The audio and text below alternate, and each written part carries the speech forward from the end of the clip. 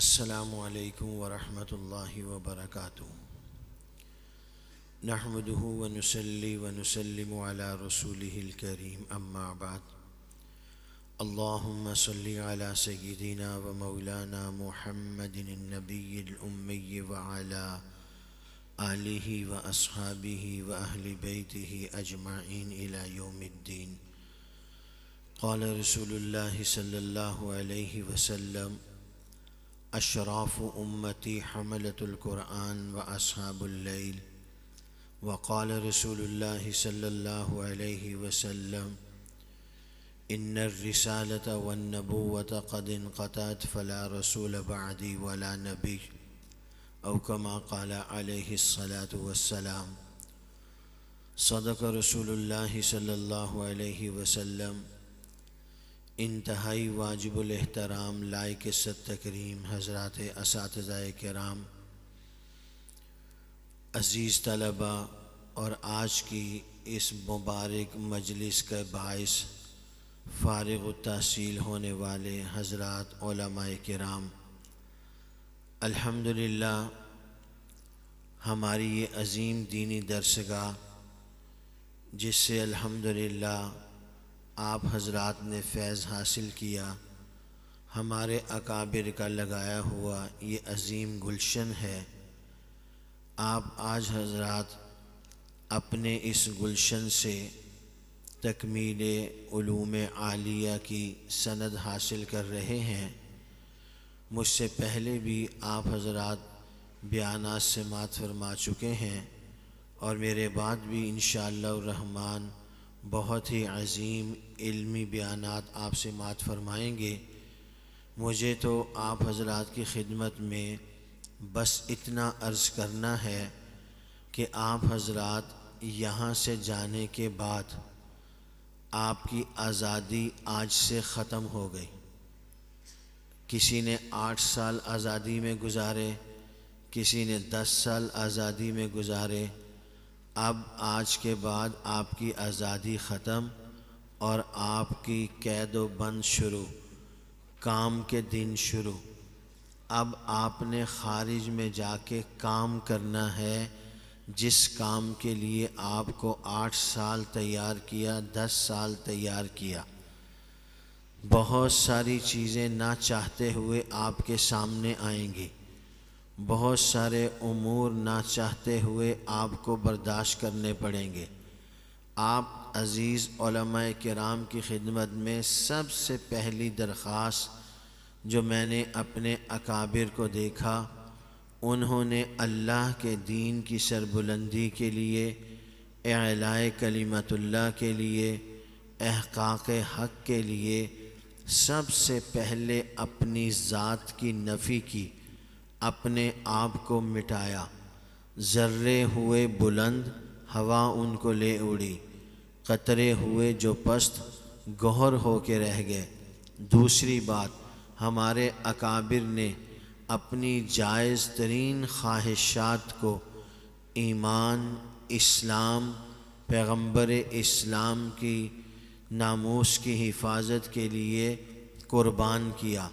اگر میں آپ اپنی خواہشات کو دین کی ترویج اور اشاعت کے لیے قربان نہیں کریں گے، اگر مجھے اپنی خواہشات عزیز ہوں گی، دین دوسرے نمبر پہ چلا جائے گا، تو پھر یاد رکھیے اللہ رب العزت بے نیاز ہیں۔ وہ آپ کو نہیں، مجھے نہیں، کسی اور کو اپنے دین کے لیے قبول کریں گے، کسی اور کو اپنے دین کے کام میں لگائیں گے۔ میرے آپ کے اکابر نے اپنی جائز ترین خواہشات کو قربان کیا اللہ کے دین کی ترویج اور اشاعت کے لیے، مسلمانوں کے ایمان کے تحفظ کے لیے۔ حاجی امداد اللہ مہاجر مکی حرمین شریفین تشریف لے گئے۔ پیر مہر علی شاہ صاحب، انہوں نے بھی ارادہ کیا کہ زندگی کے بقیہ دن مجھے حرمین شریفین میں گزارنے ہیں، چنانچہ وہ بھی وہاں چلے گئے۔ حاجی امداد اللہ مہاجر مکی سے ان کی ملاقات ہوئی۔ حاجی صاحب نے ان سے ان کا ارادہ معلوم کیا۔ وہ فرمانے لگے زندگی کے بقیہ دن یہیں گزارنے کی نیت اور ارادے سے آیا ہوں۔ حاجی امداد اللہ مہاجر مکی نے انہیں بیعت خلافت سے سرفراز کیا اور حکماً ارشاد فرمایا آپ پلٹ کر ہندوستان واپس چلے جائیے، عن قریب ہندوستان کی سرزمین پر ایک فتنہ اٹھنے والا ہے، آپ اگر وہاں خاموش بھی بیٹھے رہیں گے تو وہ فتنہ ترقی نہیں کر سکے گا۔ توجہ کیجئے گا، پیر مہر علی شاہ صاحب کی خواہش یہ ہے کہ میں اپنی زندگی کے دن حرم شریف میں گزاروں، بیت اللہ کی زیارت میں گزاروں، طواف کے اندر گزار دوں، میری زندگی کی صبح و شام یہیں ہو جائے، میری زندگی روضہ اطہر کے سامنے گزر جائے۔ دل کی خواہش یہ ہے کہ میں حرمین میں زندگی گزار دوں، مگر ان کی ضرورت ہندوستان کی سرزمین پر دین کی بقا کے لیے ہے، لہٰذا انہوں نے دین کی ضرورت کے لیے اپنی خواہش کو قربان کیا، پلٹ کر ہندوستان آئے۔ اس دوران مرزا غلام قادیانی کا فتنہ رونما ہوا۔ پیر مہر علی شاہ صاحب نے فتنہ قادیانیت کے استئصال کے لیے کس قدر لازوال باوفا بے مثال کردار ادا کیا وہ امت کے سامنے ہے۔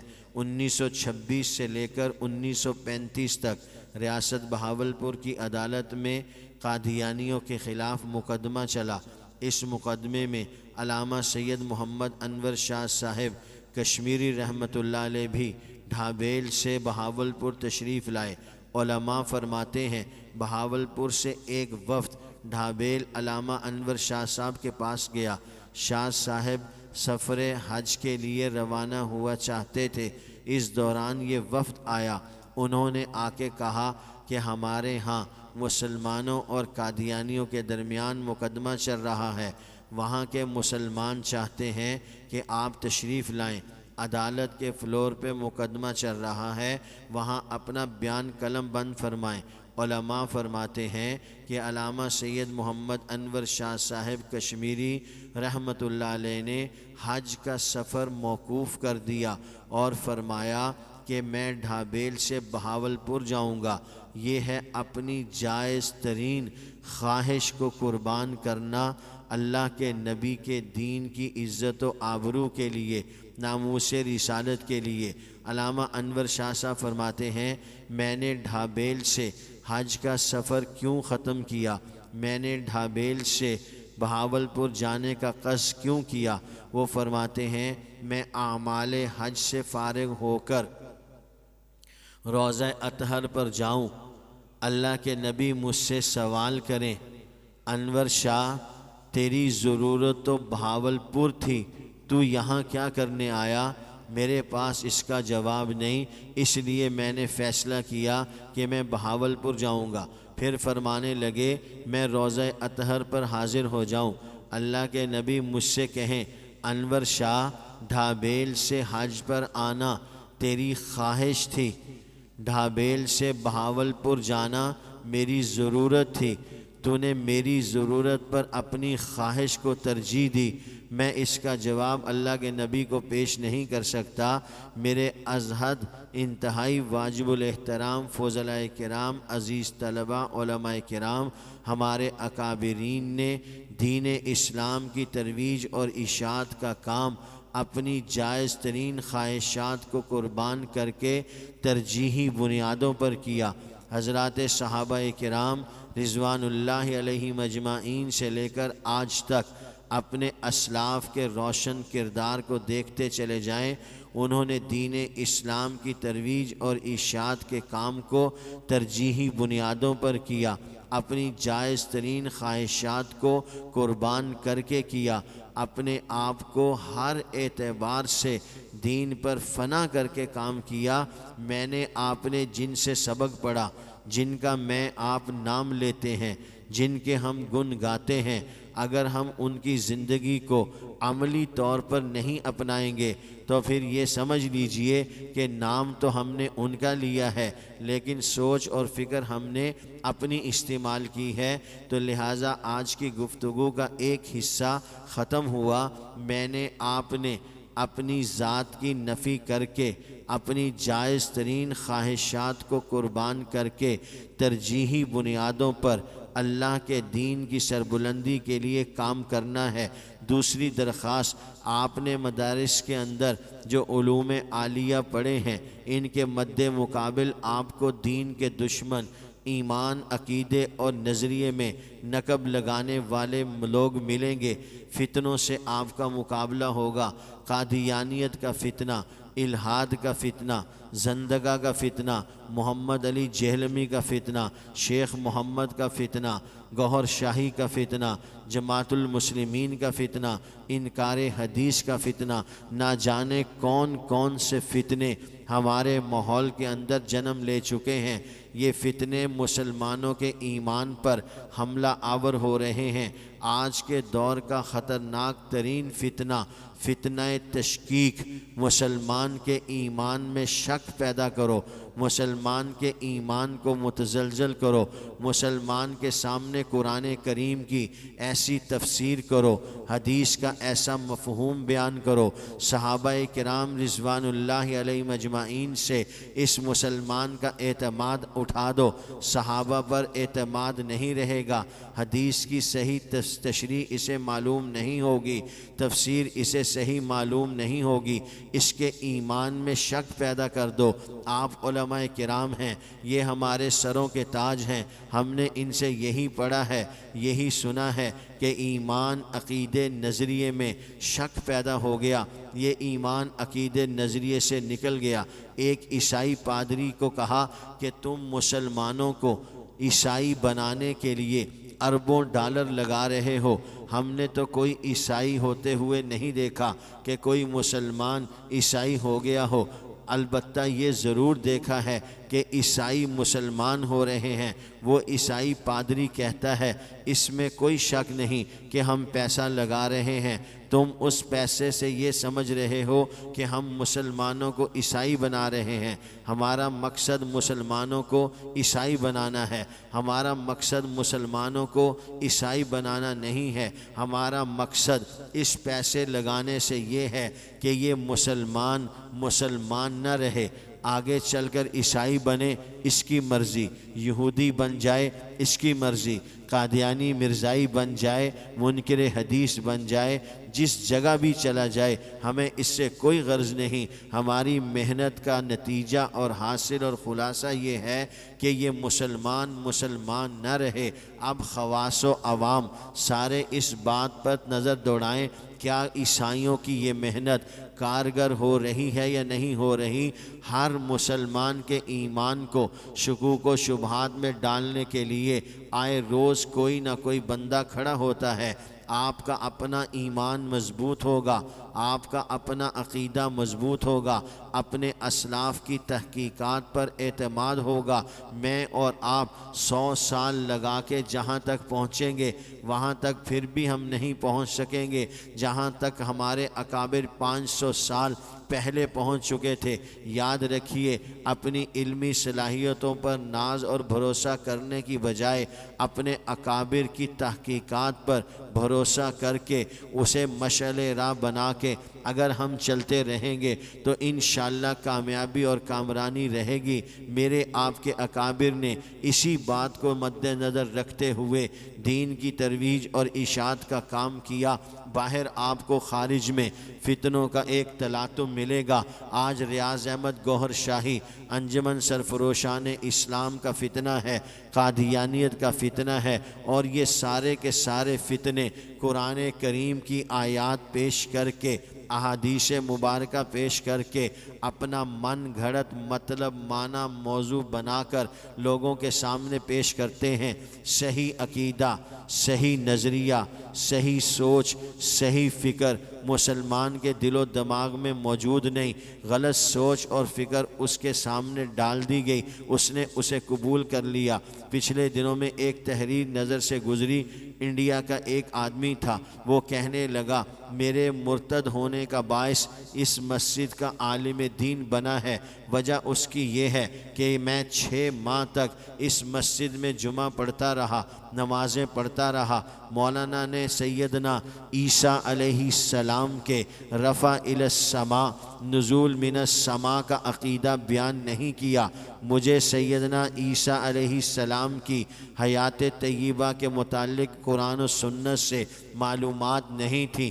مجھے سیدنا عیسیٰ علیہ السلام کے رفع الی السماء پر معلومات نہیں تھی، نزول من السماء سے متعلق میں نہیں جانتا تھا۔ میں ایک اور جگہ پر گیا، وہاں پر مجھے شکیلی فتنے والے ملے۔ شکیل نام کا فتنہ انڈیا میں کام کر رہا ہے۔ اس نے اس مسلمان سے کہا عیسیٰ علیہ السلام فوت ہو گئے ہیں، یہ دیکھو قرآن کی اس آیت میں لکھا ہوا ہے عیسیٰ علیہ السلام فوت ہو گئے ہیں، یہ دیکھو حدیث میں لکھا ہوا ہے۔ اس نے کہا مجھے علماء نے بتایا نہیں کہ عیسیٰ علیہ السلام آسمان پر موجود ہیں، مجھے شکیلی فتنے والوں نے بتایا عیسیٰ علیہ السلام فوت ہو گئے، میرے سامنے قرآن رکھ دیا، میں تو نہیں جانتا قرآن کیا کہہ رہا ہے۔ انہوں نے مجھے کہا قرآن یہ کہہ رہا ہے، میں نے ان کی بات کو مان لیا۔ میرے انتہائی واجب الاحترام عزیز علماء کرام، آپ کے ذمے بہت بڑی ذمہ داریاں ہیں۔ صرف آپ کے ذمے یہ نہیں کہ آپ آئیں محراب کے دروازے سے داخل ہوں اور نماز پڑھائیں اور محراب کے دروازے سے نکل جائیں۔ میری بات یاد رکھیے، میں چلتا پھرتا آدمی ہوں، دن بھر آئے روز نئی سے نئی بات سامنے آتی ہے۔ بہت سارے پراگندہ خیالات کے حامل لوگ، بہت سارے ایسے لوگ، کسی کو کوئی قادیانی ملے گا، کسی کو کوئی رافضی ملے گا، کسی کو کوئی منکر حدیث ملے گا، وہ اس کے ذہن میں شکوک و شبہات ڈالے گا۔ یہ مسلمان اپنے ذہن کو صاف کرنے کے لیے، اپنے عقیدے کو صحیح اور مضبوط کرنے کے لیے آپ کے پاس آئے گا۔ آپ ڈاکٹر ہیں ایمان کے، عقیدے کے، نظریے کے، آپ نے مریض کو دیکھا ہی نہیں، آپ نے مریض کو ٹائم دیا ہی نہیں۔ وہ مریض اپنے دل میں مرض لے کر آیا تھا، آج مرض 5% تھا، کل مرض 15% ہو گیا، 20% ہو گیا، 50% ہو گیا۔ ڈاکٹر نے مریض کے مرض کو دور کرنے کی کوشش نہیں کی۔ ایک دن آتا ہے وہ مریض اس مرض میں مبتلا ہو کے اپنی جان کی بازی ہار دیتا ہے۔ یاد رکھیے آپ کے ذمے مسجد میں فقط نماز پڑھا دینا نہیں کہ آپ آئیں اور نماز پڑھا کے چلے جائیں، بلکہ ممبر و محراب کے ذریعے سے آنے والے ایک ایک مسلمان کے دل پر ایمان کی پالش کرنا، اللہ اور اللہ کے رسول کے احکامات کو ان مسلمانوں کے دلوں میں راسخ کرنا۔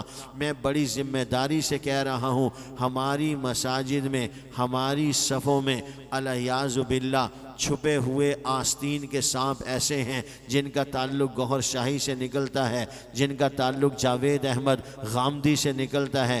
میں نے ایک مسجد میں حیات عیسیٰ علیہ السلام سے متعلق گفتگو کی، جاوید احمد غامدی کا رد کیا۔ مجھے بعد میں ایک صاحب ملے اور کہنے لگے اللہ آپ کو خوش رکھے، ہم تو روز اس بندے کو گھر جا کے سنتے ہیں، ہمیں تو کبھی کسی نے بتایا ہی نہیں، یہ اس قدر گمراہ آدمی ہے۔ نواب شاہ کے اندر ایک مسجد میں ایک آدمی کا جنازہ تھا، ایک مسجد میں ایک آدمی کا جنازہ تھا۔ جنازہ پڑھانے کے لیے ہمارے ساتھی آئے۔ جب جنازہ تیار ہوا تو صفوں کے اندر ایسے لوگ بھی کھڑے تھے جن کا تعلق ریاض احمد گوہر شاہی سے تھا۔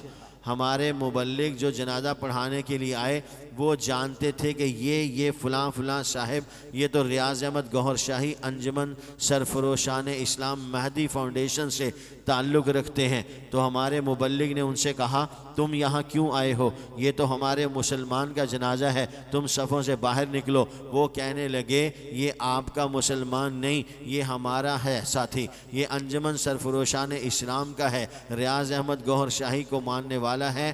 اب آپ اندازہ کریں اگر ہمارے مبلغ وہاں جنازے کے لیے نہ آتے اور وہ ریاض احمد گوہر شاہی کے ماننے والے اس جنازے میں شرکت کے لیے نہ آتے تو اس مسجد کے امام صاحب کو بھی معلوم نہیں، اس مسجد کے نمازیوں کو بھی معلوم نہیں کہ ہماری صفوں میں الیاذ باللہ جھوٹا دعوی مہدویت اور مسیحیت کرنے والا اپنا الگ سے تشخص کلمہ لا الہ الا اللہ ریاض احمد گوہر شاہی رسول اللہ پیش کرنے والے کے ماننے والے ہماری صفوں میں کھڑے ہیں۔ لہٰذا میں آپ تمام عزیز طلبہ کرام سے درخواست کروں گا کہ آپ نے زندگی بہت بیدار ہو کر، آپ نے زندگی تیار ہو کر، آپ نے زندگی اللہ کے نبی کا صحیح معنوں میں وفادار بن کے گزارنی ہے۔ گویا کہ میں اور آپ دین کے چوکیدار ہیں، تو دین کا چوکیدار تیار بھی ہونا چاہیے، دین کا چوکیدار بیدار بھی ہونا چاہیے، دین کا چوکیدار دین سے وفادار بھی ہونا چاہیے۔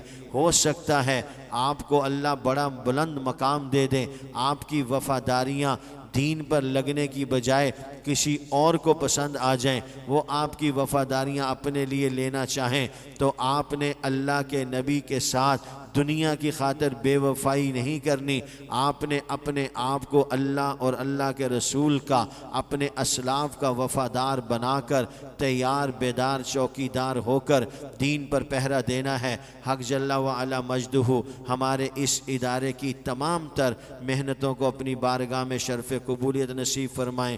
اہل حق کے تمام اداروں کو اللہ تبارک و تعالیٰ قبولیت سے سرفراز فرمائیں۔